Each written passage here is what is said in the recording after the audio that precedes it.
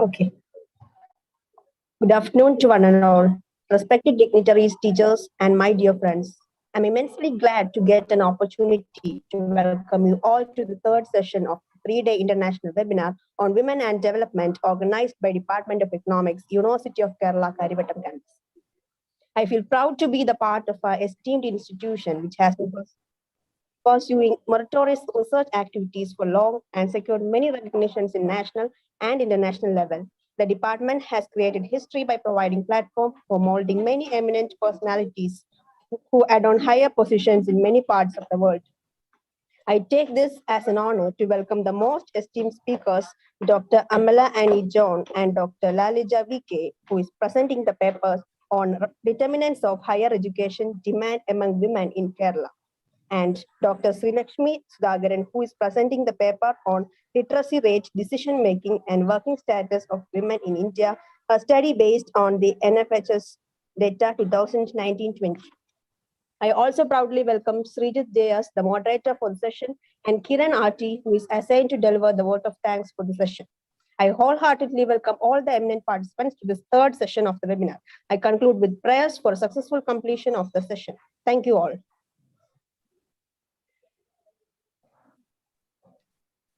Good afternoon, everyone.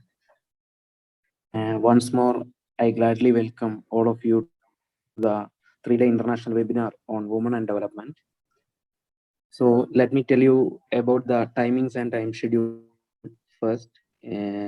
Actually, we have scheduled 15 to 20 minutes for a presentation. So while presenting, the presenters keep in mind that the time limit is 20 minutes. It's for your kind information. So we have two presenters or speakers in this session. The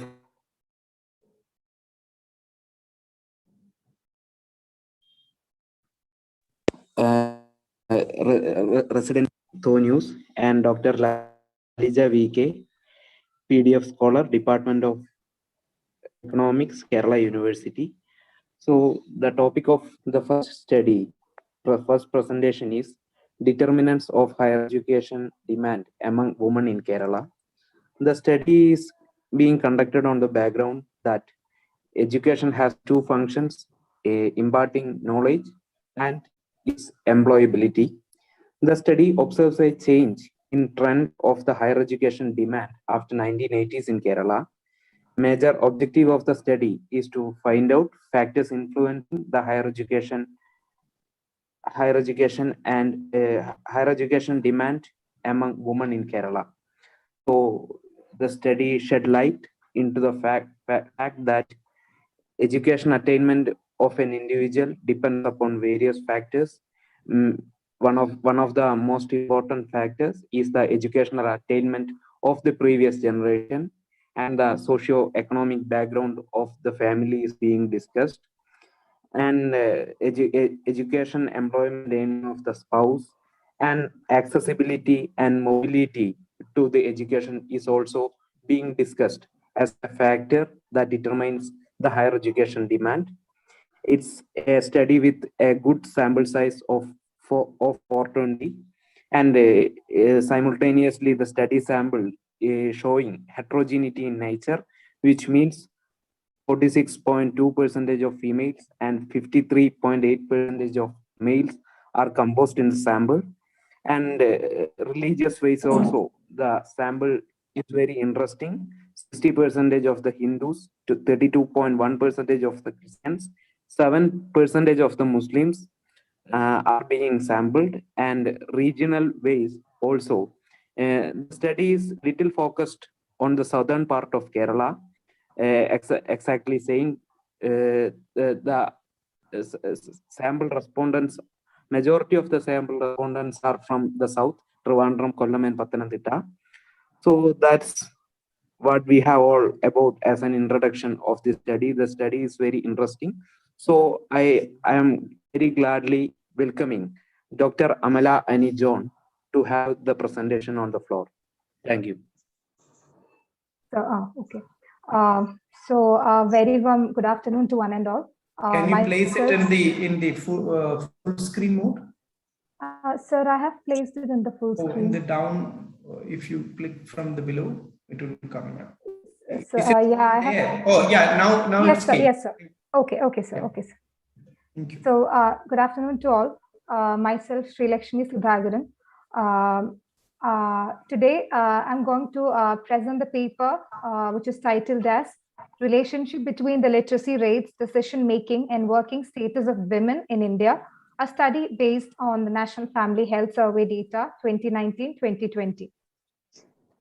So the recently published National Family Health Survey 2019-2020 data, or the NFHS 5, gives a detailed analysis on the life of women in India. The NFHS data of 2019-2020 shows some improvements in the life of women as we are marching towards a more independent society in every sense. Economically speaking, it's a raw fact that most of the women has not attained economic independence, and we have to go a long way to ensure a swift and sustainable economic backup and stability for Indian women. Even though attaining good secondary, high secondary, or a university education does not ensure enough participation of these women in the economic sphere. The All India Survey on Higher Education 2019-2020 shows 19.6 million boys and 18.9 million girls got enrolled in higher education. In this, females constitutes about 49% of the total enrollment. The data on gross enrollment ratio was 26.9 for males and 27.3 for females. There exists a huge gap between the literacy rates of women and their working or else their earning status. So as we are marching towards development, the percentage increase in the number of literate women are increasing, which is of course a good sign of hope to ensure a sustainable and equitable growth pattern. So here a table has been provided which shows the female literacy rates from 1901 to 2021. So we can see that in 1901 it was like 0.6%, which got increased into 70.3% in 2021. This is when it has been graphed, like it's always showing an increasing pattern. So as the Indian society became more and more liberal in their ideologies, or rather were forced to be in tune with the new social system, they promoted female education. We took decades to achieve independence from the hands of British rule. The same decades were also striving to bring women into the forefront of the society. Even though economic independence is a dream for many, it's no longer an unattainable one for them. So the basic objectives of this study is to find the correlation between the literacy rates of females, decision-making power, and their earning status. So methodology, I have basically used secondary data from the National Family Household Survey 2019-2020. About the National Family Health Survey 2019-2020, which reveals a lot of prevailing trends in our Indian society, especially about the women in India. It was in 1992-93 that the first NFHS data was published by the government of India. The second NFHS report was published in 1998-1999, and the third and the fourth one respectively in 2005-06 and 2015-16. Representative samples from the Indian family households were taken for the study. The NFHS data helps in checking out India's improvements in achieving the sustainable development goals that we should meet by 2030. Each NFHS do have two common objectives. First one is to provide health and family related data to the Ministry of Health and Family Welfare and to other institutions and agencies to formulate the programs to be implemented and the policies to be formulated according to the needs of the time. Second is information regarding the health and family welfare status of Indian households be published. NFHS 2019-2020, which has first and second phase of collection of data. Due to COVID, it was been divided into two phases of data collection, which it was initiated in the year 2019-2020. It collects some extra details like toilet facilities, bathing practices during menstruation, etc. Women empowerment, being a buzzing word of the world today, does have a great importance in deciding the growth of every nation.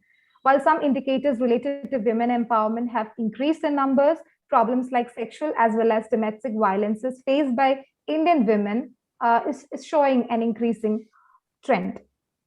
This is a real shame, and it is a great hurdle to the path of development. So this is the data that I have taken for the study, which shows the percentage of women who are literate, decision-making power of women in percentage, as well as women who worked in the last 12 months and were paid in cash. This includes the data of 29 Indian states and the data of NFHS 4, which was been conducted in 2015-16, and NFHS 2019-2020. So the decision-making power of women is basically relayed upon the decision about healthcare for herself, making major household purchases, and visits to her family or relatives. Then the percentage of women who are literate is been calculated as like refers to women who completed standard 9 or higher, of women who can read a whole sentence or a part of a sentence. So while coming to the data, literacy rates, women are nearly half of the population of India, and it varies according to various states. So the average literacy rates of Indian women in 2015-2016 was 68%, and for 2019-2020, it was like 71.5%. As we all know, Kerala is the state that shows the highest rates of female literacy, that is 98.3% in 2019-2020.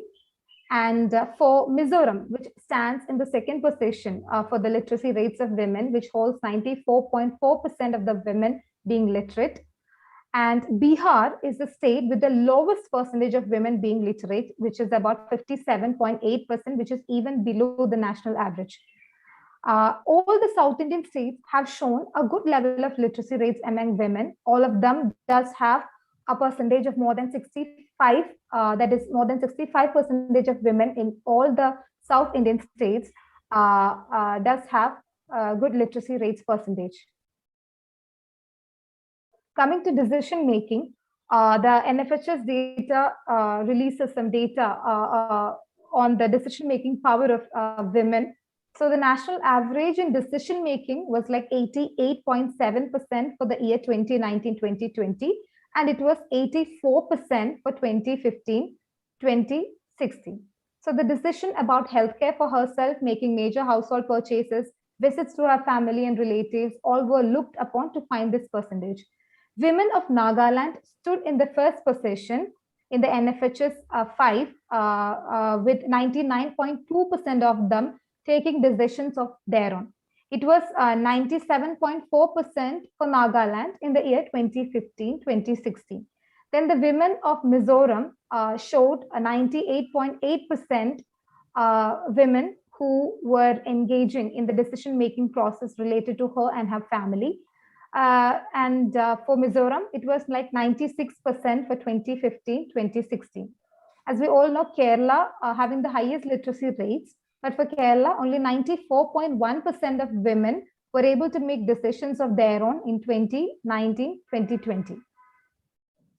Jammu and Kashmir women showed the lowest percentage of women participating in the decision-making process, which may not be considered as the lowest because it was like 81.6%. Among all these 29 states, 81.6% is not a very low percentage. But considering the rankings of the states, Jammu Kashmir stood at the last position for the women being involved in the decision-making process.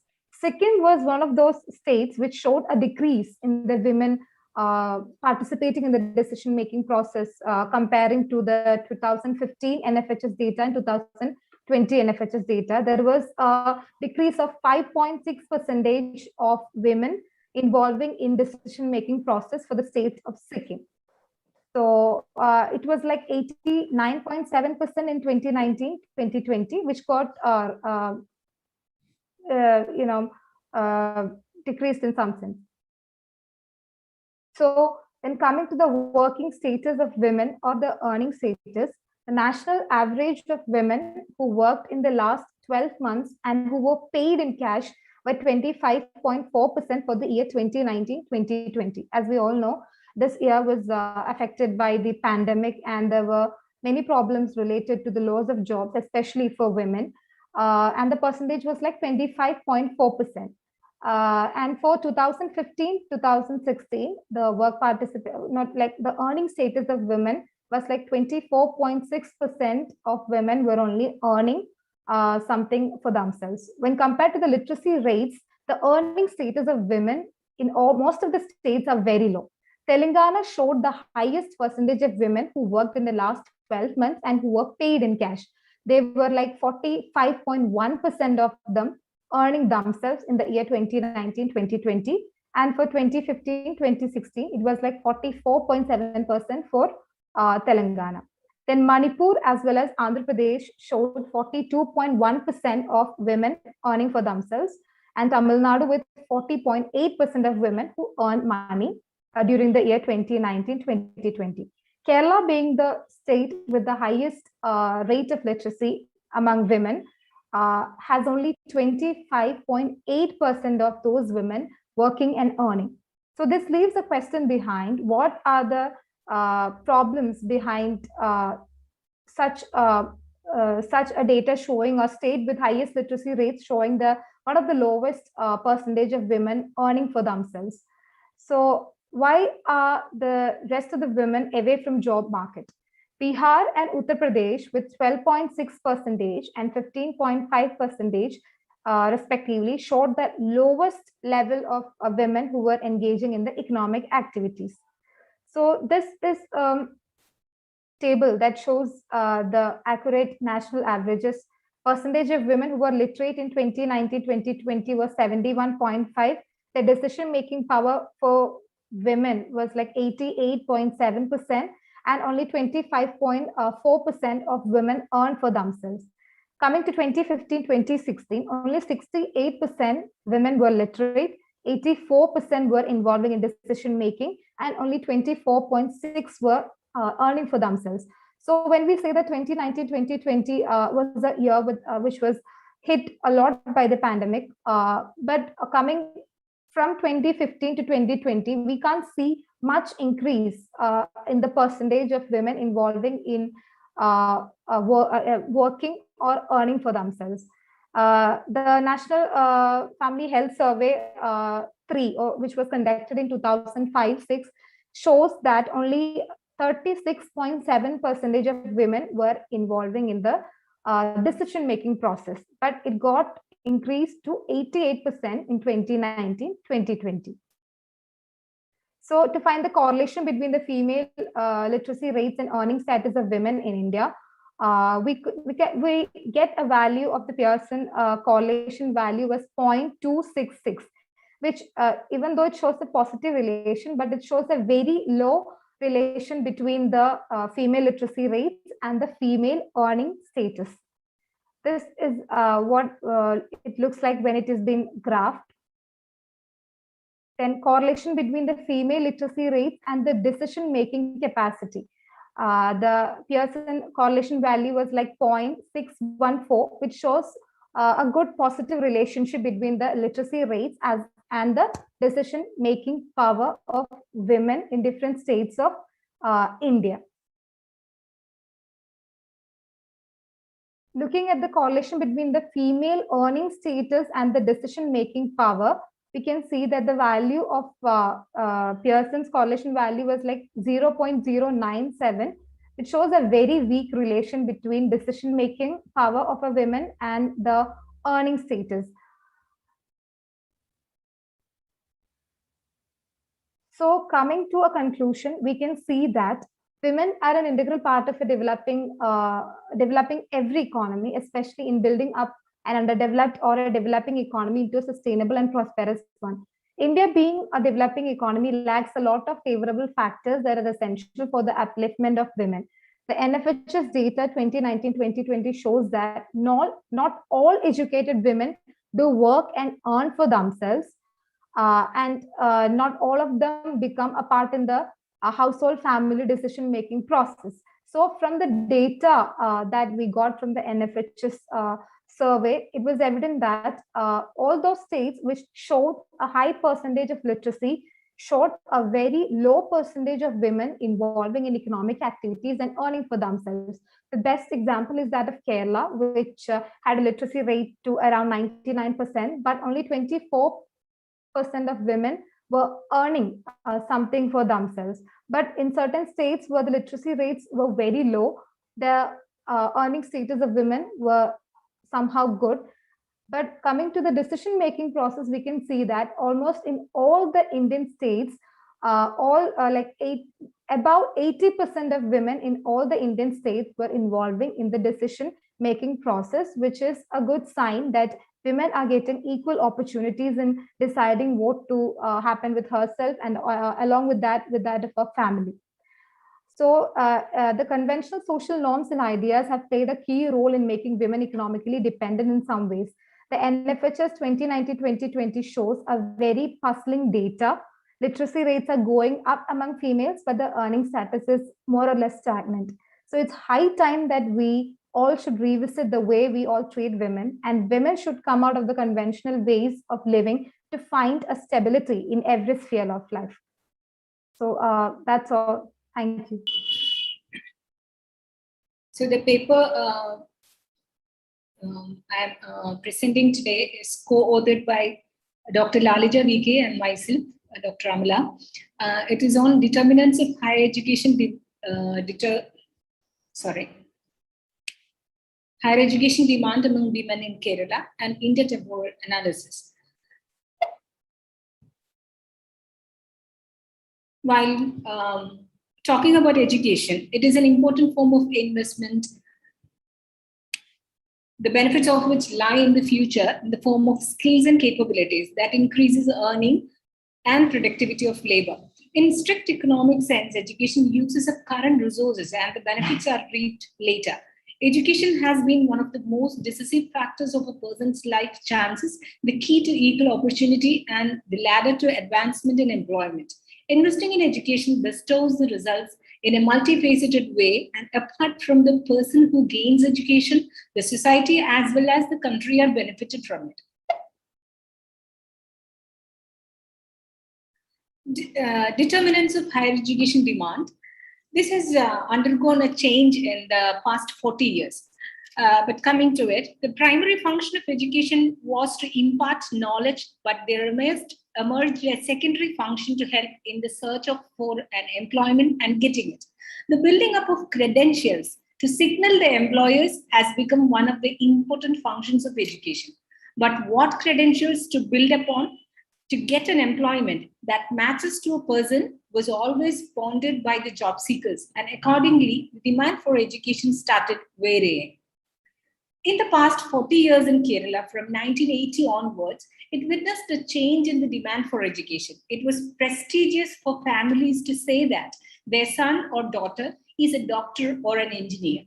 Hence, those who could afford started to install that dream in their children and encourage them to study well for pre-degree, as the admission for medicine and engineering was based on the marks for pre-degree at that time.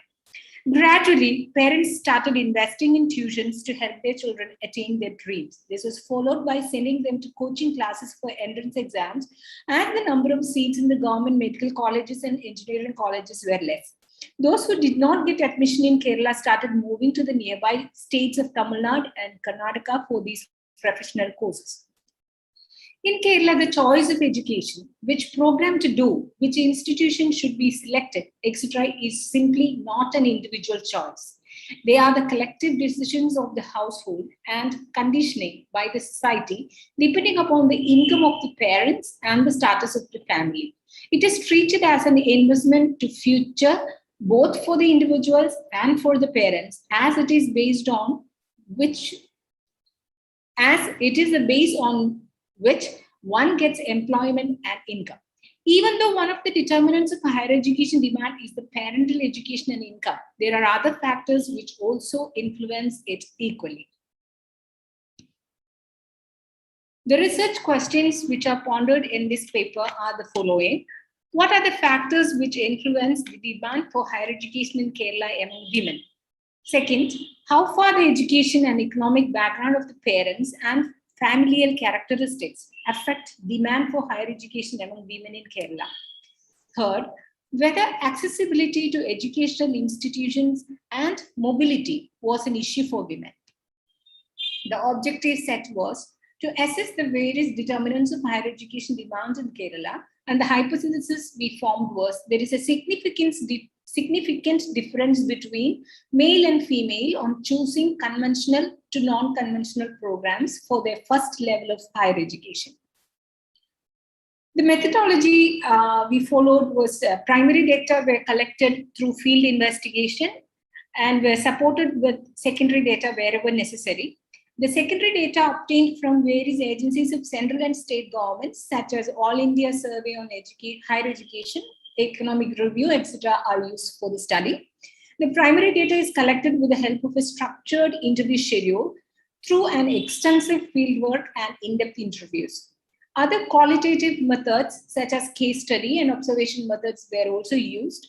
The study made use of a cohort study in grouping and analyzing the samples, which were selected using stratified random sampling.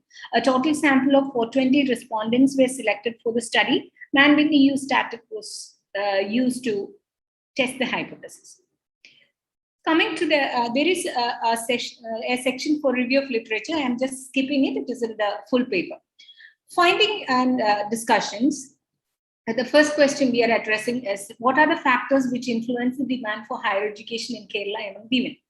The determinants of higher education demand pertaining to 420 samples collected is presented hereafter. Family is a cross-sectional part of the society which reflects its general behavior and decisions. Gender is one of the important factors considered when decisions are made in the society, workplace, as well as family. The progress of the society made the conditions of women also better. From the position where girls were not sent to school, the progressive policies of various governments in Kerala had brought the rate of education of girls to the forefront. Coming to the demographic and social determinants, it is very much interesting to see that 46.2% comprises of female population as well as, and 53.8% is male population. Majority, that is 60% are Hindus, while 32% are Christians and 7.1% are Muslims.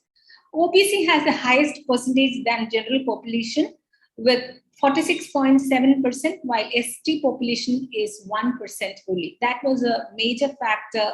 We found that even though we selected it as a random sampling in the total 420 samples, we couldn't get much of the ST population. SC and OBC also, OEC also are less, but you can see that OBC population is more than the general population. 62% of the sample hailed from the rural areas of Kerala. The average age of the sample was estimated at 39.97. In the educational level, the highest percentage belonged to professional degree with 37%, which was followed by 27% with degree and 18% with PG. Coming to the second question, how far the educational and economic background of the parents and other familial characteristics affects demand for the higher education among women in Kerala. Familial characteristics such as the education of parents, their employment and earnings, spouses' education and employment, etc., plays an important influencing role in education and employment of the respondent. The education decisions about the children are a collective familial decision. In a place like Kerala, women continue their education even after marriage at times, and the education of the bride or groom is a very decisive factor in selecting them as the spouse.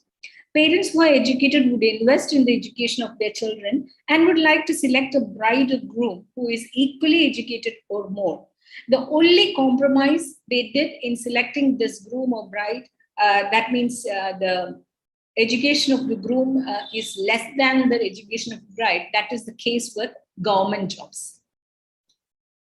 How far the education,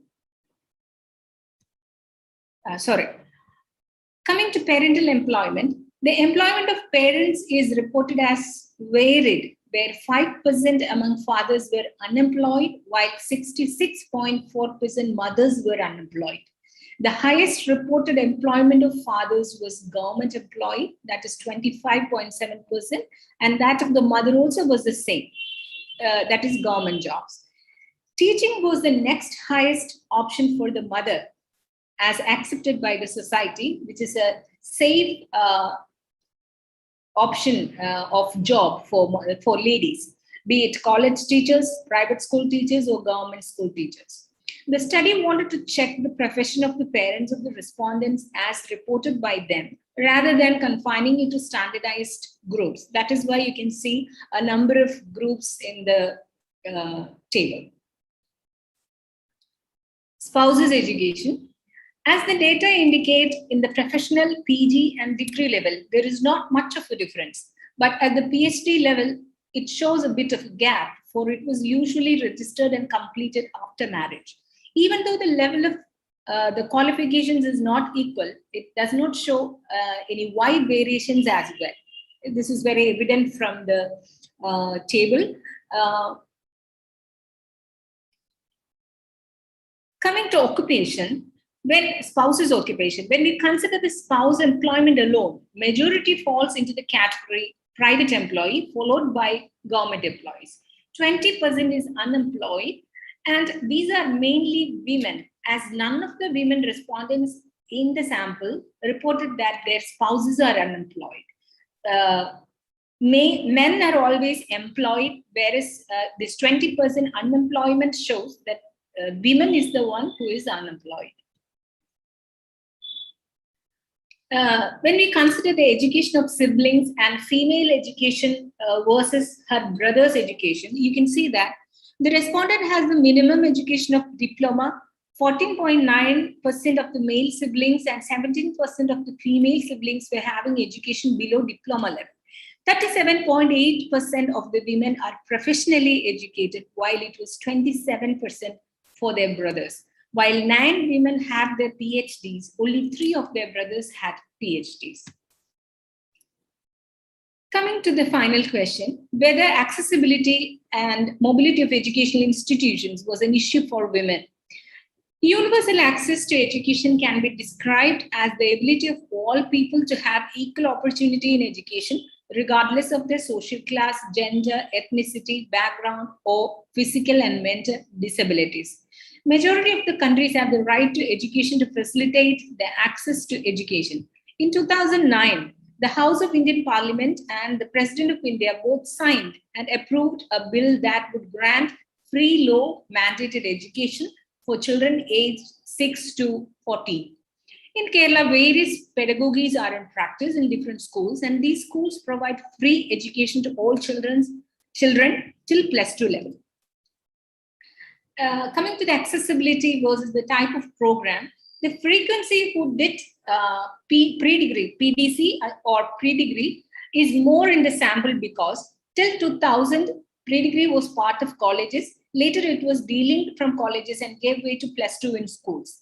The only thing to be noted here is that plus 2 or pre-degree both fall into the category of conventional programs, and majority, that is 95%, goes for it, even though vocational courses is available at this stage. Hence, we can say safely that demand for upgradation of skill is thought out by the family and parents only after the completion of plus 2, which is treated as a basic education to be completed by them.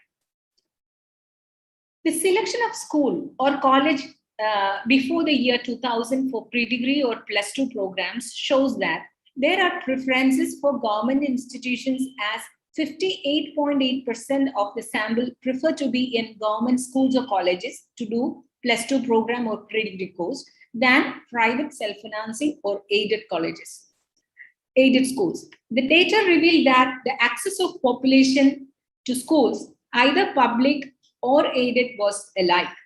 None of the sectors, government or aided, shied away from establishing schools wherever needed, even if it was a remote area.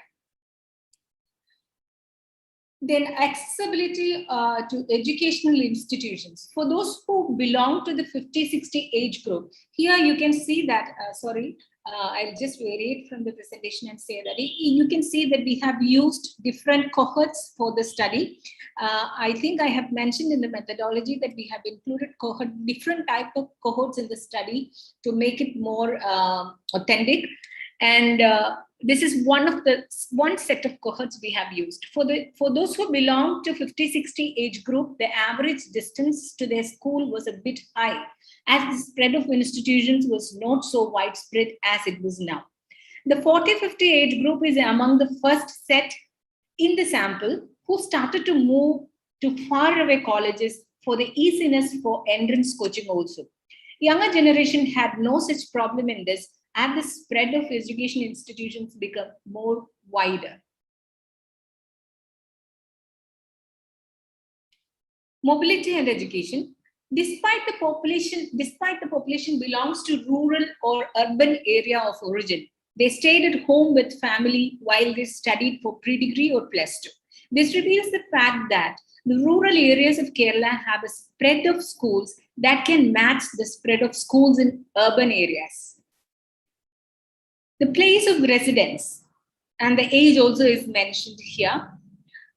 During +2 or pre-degree period, those who availed hostel facilities were only 5%. The decision of the people in the 40-50 and 30-40 age group to move to prestigious colleges rather than trying for admissions in the nearby colleges was influenced by the new interest in medicine and engineering degrees, as there was the availability of good entrance coaching centers near these colleges. This change was seen across different age groups and a bit less in the 50-60 cohort, where they stayed back mostly at home and continued to do degree in the nearby colleges. The trend of traveling to nearby states gradually decreased and finally trickled down to little for the younger cohorts, as self-financing colleges have started in Kerala too. Coming to the hypothesis, we formed the hypothesis that there is a significant difference between male and female on choosing conventional to non-conventional programs for their first level of higher education. Conventional programs consist of BA and BSc programs, whereas non-conventional programs comprise of BTech, BCom, and all the new generation degree courses. The choice of programs by men, that is 53.8%, and women, 46.2%, does not show much difference. That is the first table. Women seem to prefer more conventional programs, that is 52.1%, than non-conventional programs, 47.9%. But their difference is seen as very minimal. Males prefer non-conventional programs, that is 51.8%, to conventional programs, 48.2%. Even though the preferences of men and women are in the opposite directions, there is not a significant change in preference. As the p-value, as you can see from the test, as the p-value is large, it is concluded that as far as entry into the programs are concerned, there is no significant difference between males and females. Hence, the hypothesis formed is rejected. The various determinants of higher education demand were explored, and it was seen that there is a significant difference between parental education and the respondents' education attainment. There is no significant difference between male and female on choosing conventional to non-conventional programs, but there is a significant difference in choosing conventional to non-conventional across cohorts. The physical accessibility of education in Kerala is widespread, and the population is mobile enough to avail it. Thank you so much for listening. That is the end of my presentation. Thank you.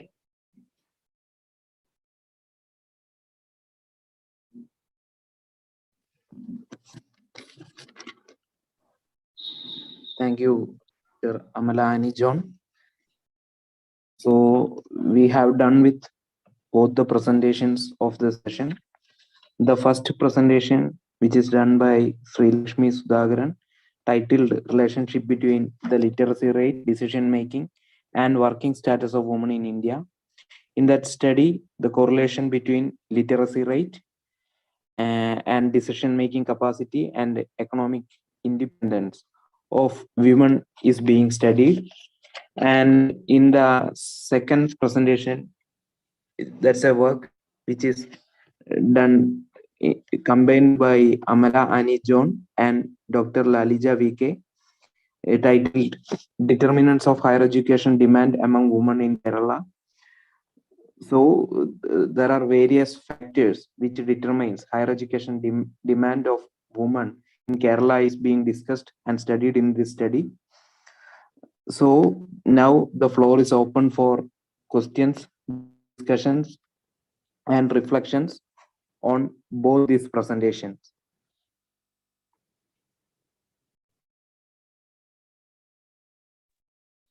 Hello, ma'am. Audible? Audible? Yes, Muni. Yes, I have one quiz, Amala and Joe. And it's a small quiz, ma'am.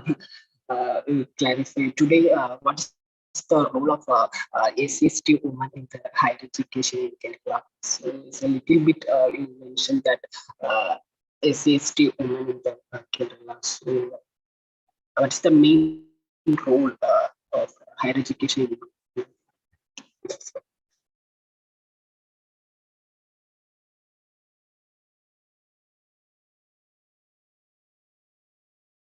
Shall I answer now? Hello? Yes, ma'am. We have selected the study or the population not based on education, but based on the employment they have achieved. So we have actually picked up persons who are employed and walked back to find out what made them reach there. This was part of a bigger study, and this was one of the things. So in finding out a person who is employed, we found that the employment of SC/ST persons, apart from the government, and we have divided it into government and private sector. In government sector, there is no discrepancies in any cohorts, even between male and female, or among various castes, religion, and all those things, because you know that reservation policy is practiced in the government sector. So we are leaving that.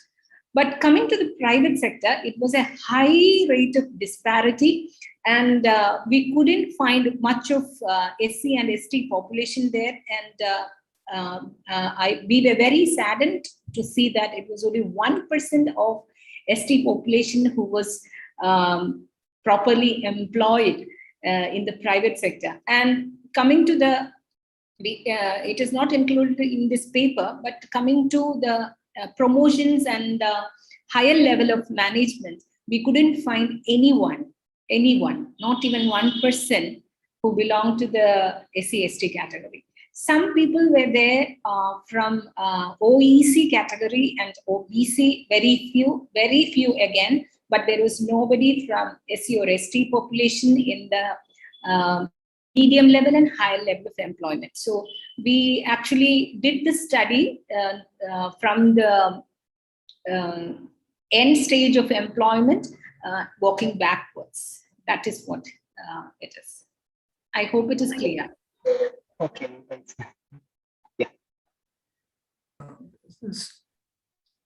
I have a small doubt about present that point. Okay. You have a spouse occupation response graph. In that, actually, there are private college and senior college, private school and all. At the same time, we have a private employment as well as a government employment. How do we basically rationalize this classification in that sense? I'm just out of a curiosity asking.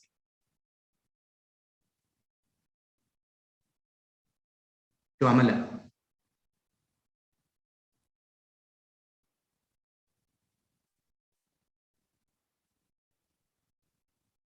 Am I audible? I think. Not audible.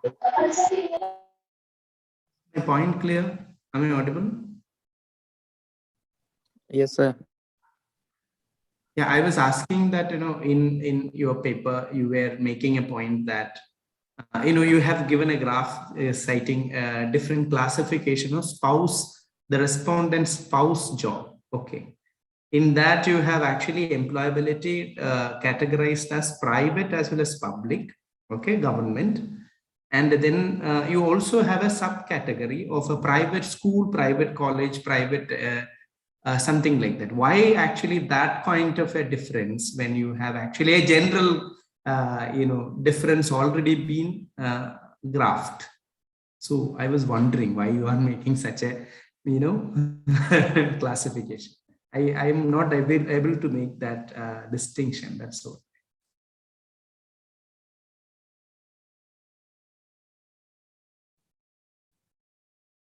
I think you're mute.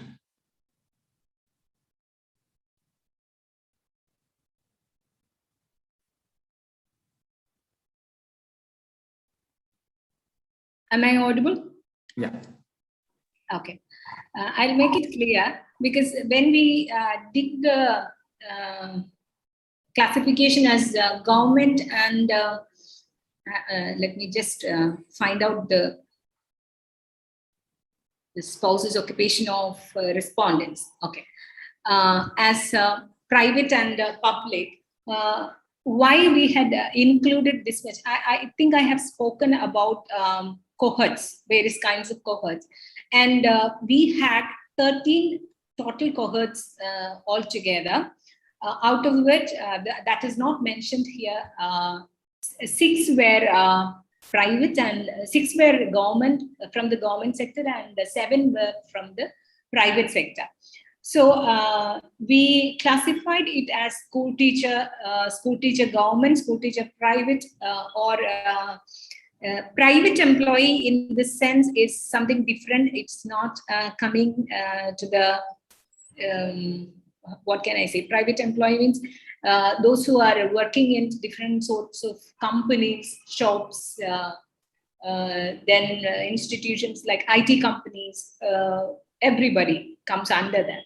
But why we had done the school teacher, college teacher and all? Because education, we had taken it as a little different. Why? Exactly because the employment of, the income of government college teachers were making very high squeeze in the study. So we took it as different school teacher as well as college teacher, government and private. Why? Because in the private sector, sometimes, I'm not talking about the aided sector, but I'm talking about private college teachers, private colleges.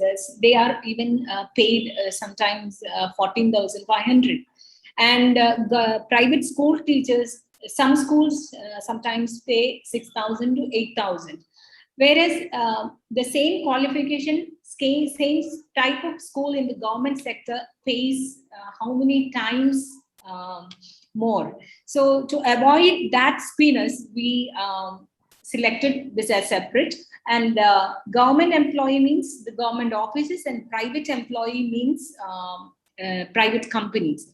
But again, there are cohorts in different categories. I'm sorry that in the methodology, I didn't elaborate it as 13 cohorts, but it is part of it. I hope you're clear now. Yeah, thank you. Thank you. I have one more question to Sreelakshmi. Okay. Sreelakshmi, can I ask? Sreelakshmi? Yes, sir. Yes, sir. Yeah, actually, in the presentation, of course, your objective is to look into the details of whether the literacy and the employability has any correlation or what. But at the same time, when you look into the states like Kerala or many states, Kerala is particularly important. When we have higher rate of education in one side, at the same time, you have a work participation rate in a conventional data understanding is very less. But in the morning, we also get to know that actually there is a different way of capturing the data to see that whether this is actually rightly captured. So that keeping that question out, still the work participation rate in Kerala is additionally low when you compare it to the educated cohort of women in that sense. So how do basically we rationalize this in that line, whether we are also subscribing to the idea which in the morning the presenter said, like, are we really been part of the capitalist accumulation, or the women in Kerala being actively participating in the capitalist accumulation of that kind. So how do you respond and rationalize such a disjuncture? Yes, sir. So, this is not only the case of Kerala, but in different states too, we can see that the literacy rates are very high, but the working status is, or the earning status is low. According to the National Family Health Survey, they're taking a very, we have a lot of women in India, but the data from very few are being collected. So, in this globalized world, I think many women may be working outside, but we don't properly have the data on that. While checking the women who are residing in India, we can definitely see a different kind of, or a puzzling question related to the literacy rates as well as the earning status. So there might be many issues dealing with this basically the social conventions are the basic reason. I think the social conventions are the basic reason why such a kind of disparity does occur in the data. So even when we are looking in the morning, Prasad sir was telling that women will be the last to be hired and the first to be fired. So this too might be a reason, or they might be paid a very less amount of income, as we know that people do have thinking that women will accept very low paying works, or they can be fired at any time. So I'm not much aware of talking it by connecting with the capitalist view and all. But I think that in a developing nation like India, the conventional system, or maybe the way how we teach children should change. And here, when we come to the literacy rates, it's been said that the women who completed ninth standard, or women who can read at least a sentence.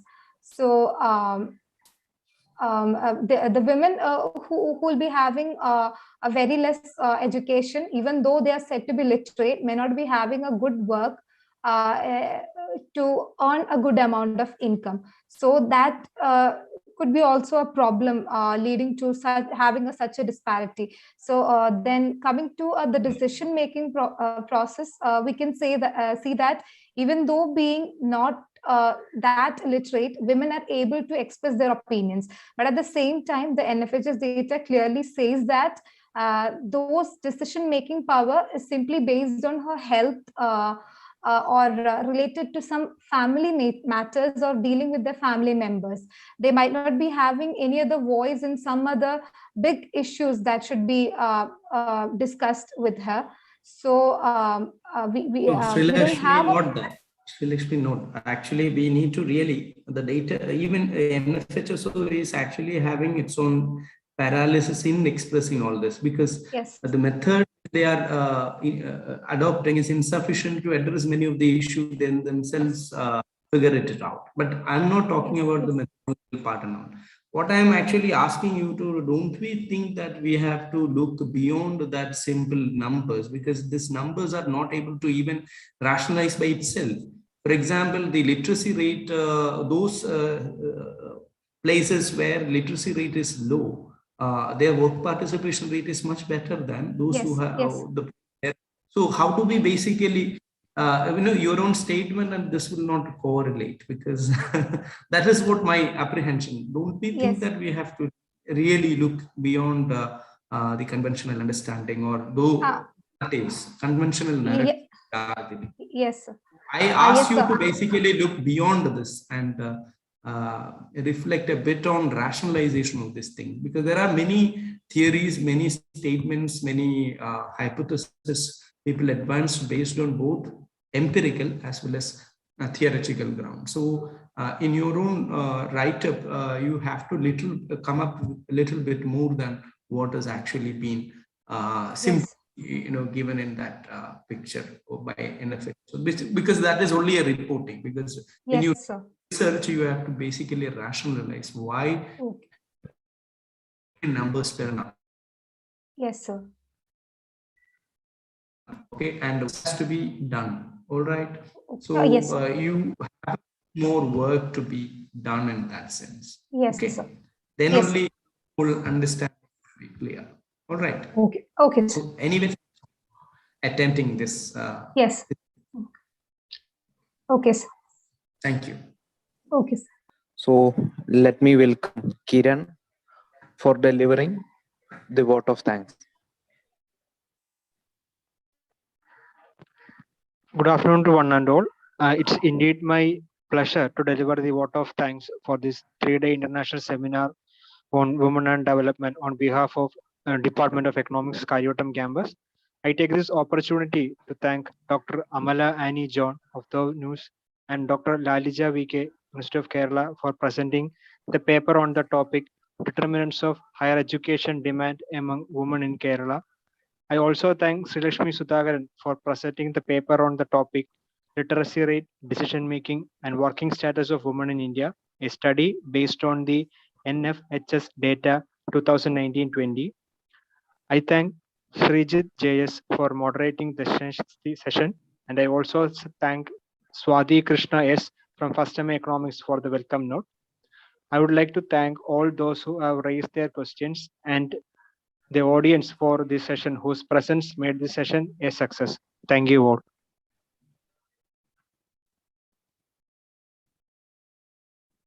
Thank you, Kiran. We will break up now for 5 minutes or 10, and we will resume the presentation exactly as the schedule says. It is, I think, we are before the time now. So we will come up like 3:20 itself. Once if we start 3:20, then we can actually wind up the session by 4:30 or so. So we will